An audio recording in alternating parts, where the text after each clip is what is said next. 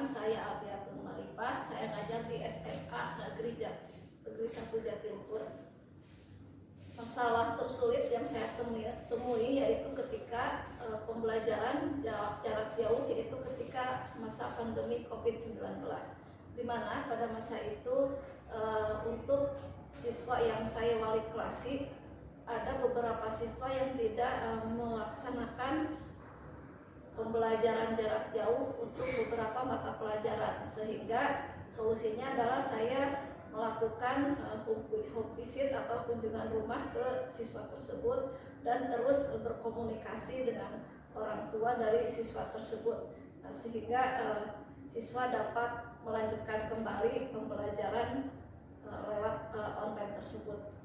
Sekian, mohon maaf jika ada kekurangannya. Wassalamualaikum warahmatullahi wabarakatuh.